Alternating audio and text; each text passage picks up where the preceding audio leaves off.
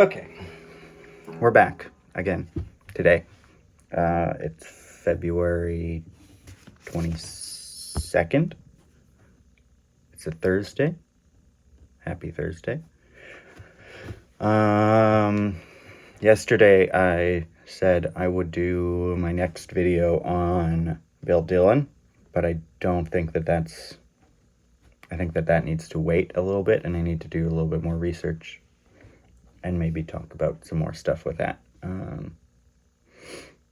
But I was walking this dog, Gracie, that I walk every now and then. And I thought that I should do a video, perhaps walking through a younger version of myself, let's say 20 years old, on how to approach doing sessions, particularly overdub sessions, because last night I went over to my friend Ben's garage and we did overdubs on a record for our friend Liam Russell / Tickcomb that we tracked in April in LA, which was really, really fun. We both flew down there and got to play LA session musician for 4 or 5 days, whatever it was, and it was a dream. But we needed to redo some stuff on it and update some stuff. So I went over there last night and we did that. And I thought that might be nice to talk about the process of doing that as such. In a sort of step-by-step sort of fashion, which as you get better, they sort of all start to blend together and happen. Each step sort of, the steps become less defined in terms of, needing to sit down and be like step 1, step 2, step 3, step 4 kind of thing. But I was thinking about this, and I wrote down that your first step, which is major, is to listen to the song without playing at all. Like, don't have a guitar in your hands. Don't, you'll just get distracted and maybe chase ideas that don't have the context of the full song or something. And you don't absorb the form, you don't absorb the necessary information because you're distracted by playing guitar. And that's just inherent in being a guitar player. We're easily distracted, unfortunately. Especially me with my ADHD kind of whatever. It's just not possible. It's not going to happen. So you want to listen to it, the whole song, without playing. Absorb all the necessary information. Kind of like hear guitar parts in your head. You're also observing like stops and starts. You're observing just whatever in there. Then you write a chart. And this can happen on paper or it can happen in your head. But it kind of needs to happen. Those look like this.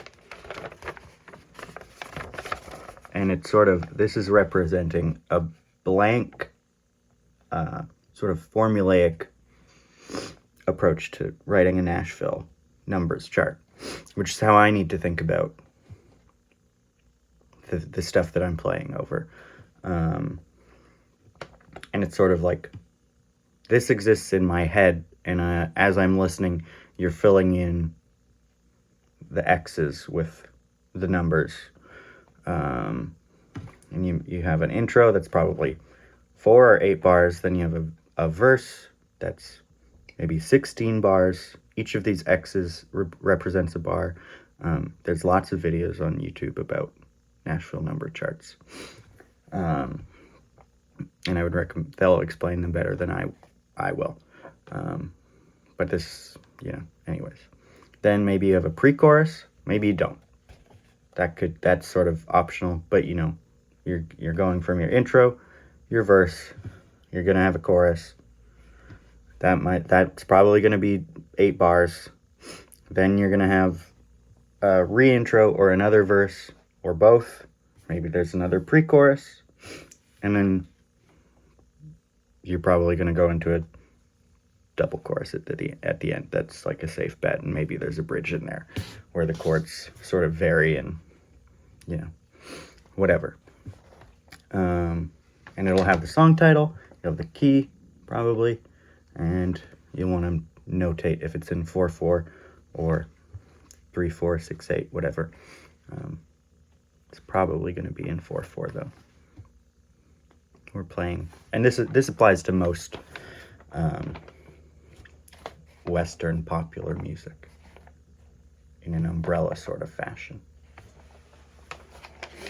Anyways, feel free to pause and take that in.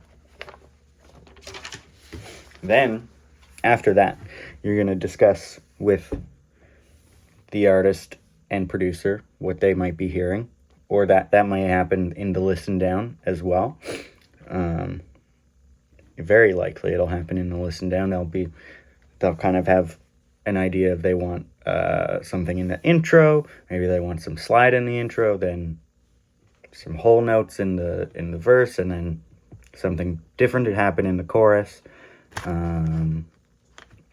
Maybe there's a bunch of stuff already going on, and they're just getting you to slot in this very small little spot that'll sort of wrap up the song.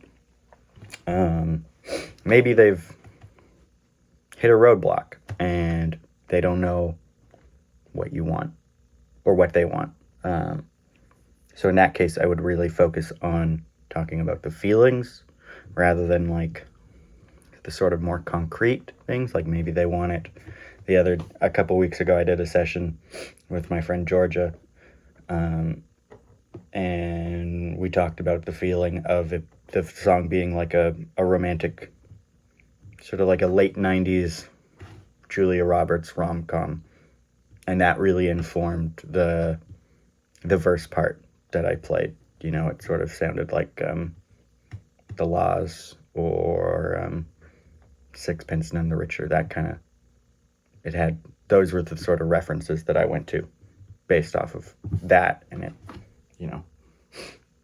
that helped push the song into something that felt more complete, and then I played a bunch of feedback sound on it, which is a pretty classic Georgia and I trick. There's a song, Head Rush, on her first record, and I played a bunch of feedback on that, and it's sick. I love it. That stuff is very fun. Also very Lanois influenced. Anyways, then, once you've had your discussion, you've listened, you've written your chart, then you're going to do a first pass based off of the discussion that just happened and the listening and whatever. And then that you want to follow your first instinct based off the discussion and just like chase that. Trust that and chase that. If you hear something, you should hopefully hear something based off all of the steps that we've done, and you want to play that. And also importantly, your first take is a good opportunity. You want to get your mistakes out of the way, and like, it's okay to make the mistakes in that first pass. Just like let yourself make mistakes, because if you beat yourself up over not getting it on the first take, you're just going to have a much harder time as you get deeper into the session, and you're going to like start beating yourself up more and more.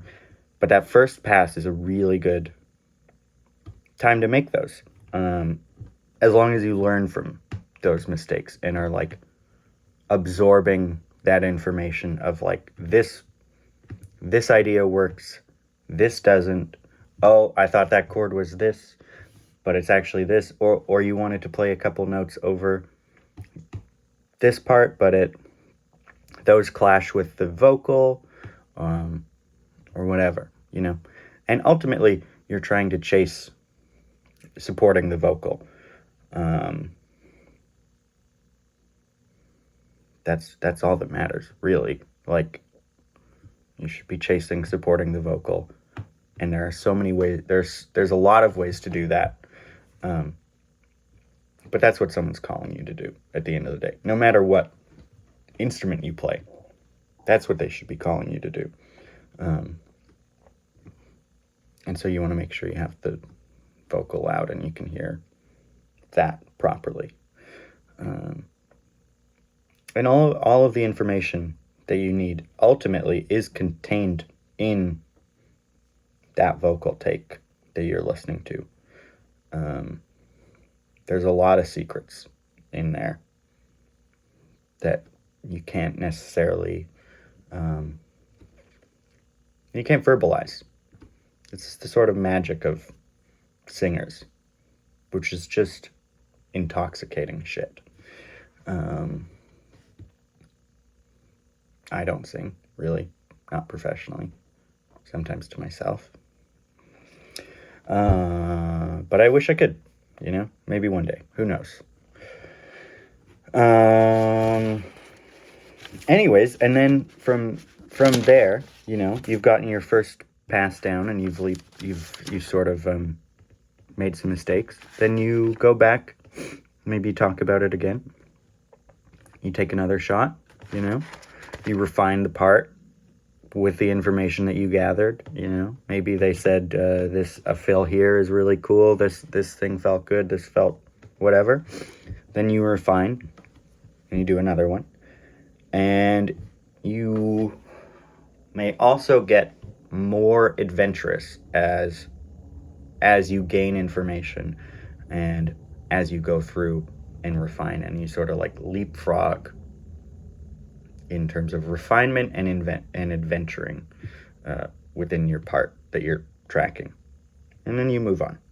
And then, you know, you've gotten your bass take out of the way, and then you move on to some fun, maybe more fun stuff, you know. I wrote down the sort of stereotypical guitar moves that you may hear and almost always work in some combination. You know, you're going to do some combination of diamonds where you like hold out and mark the chords as they go by. Whatever that is, you know. That's a classic thing to do in like a first verse or wherever, really. But that's you know, that's an idea. You may play some rhythm guitar, which could be sort of chanky. It's sort of like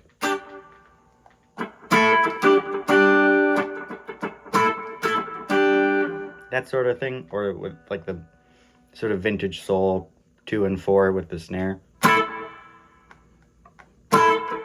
That kind of thing. It might be chunky.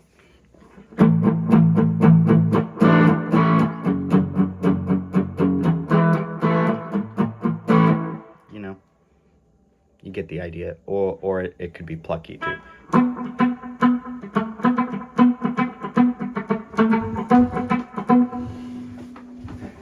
Those are the sort of stereotypical rhythm guitar paths, if you will. Otherwise, you might be playing melody and fills on slide, or just with a pick and fingers, or you're going to do some ambience, you know? These are really the classic jobs of the modern guitar player. And you may do all of those, you may do 2 of them, who knows? Some of those might be covered by the songwriter or the artist. They could be playing the rhythm guitar. They could be playing, who knows, you know? And you may blend and move through those all in one take. Who knows? Who knows? Anyways, also, what do I bring? I wrote, I bring headphones I like. That's a big one.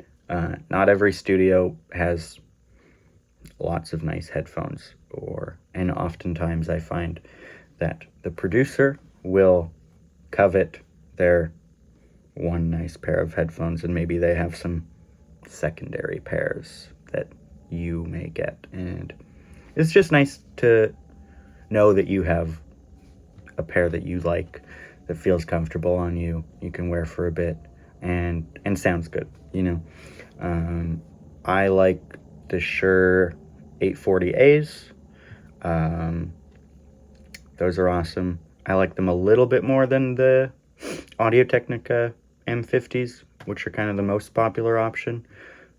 But those are also really good and will totally work.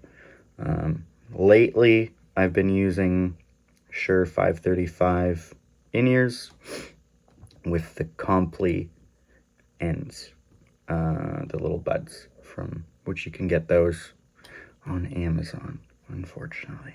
They're the only thing I've ever bought off Amazon. Jeff Bezos isn't a comrade, but such is life, We all gotta make compromises. Headphones I like. Try to bring 2 guitars, just in case anything happens. I try to bring 2 guitars. I have the double mono bag that everyone has. A bright and a dark guitar is a good idea. I also have a Cootercaster that's set up specifically for slide. Sometimes I'll bring that. Usually I'll bring my Les Paul and either this Tele or the Strat. Maybe I can bring all of them. Bring your guitars, but at least 2. 2 is a good idea, and try and make them different, like bright and dark, whatever. Bring your pedal board and any extra pedals that you think are a good idea. You're probably gonna end up patching things in and out, and I always try to bring a Boss EQ to recording sessions. That's a classic. It gets a lot of talk about that one in the last couple of years, but it gets it done. There's no session I've done that I've regretted having that on. I'll bring my bag of slides and picks and capos, and make my life organized. And then I'll set up my pedal board case beside me with all that stuff easy to reach. Mics, I have an old Sennheiser 509, which is like a 409. That's my favorite guitar mic often, if not a 57. I tend to like more than anything else. Like the Royer and 57 thing is cool, but the 57 really gets the job done. And the extra mic, people overly romanticize. I think they overly romanticize a secondary mic on guitars. But also, that's the person recording's call, You got to judge the situation. But I will tend to bring, especially that 509, because people don't. Not everyone has one of those, and I like it, I also like an M160. That's a cool sound. And the Royer is also a good sound and can be appropriate, but meat and potatoes guitar, 57 is going to get her done. Don't overthink it. Anyways, that's, I think, what I think about doing overdubs for today. Thank you. Bye.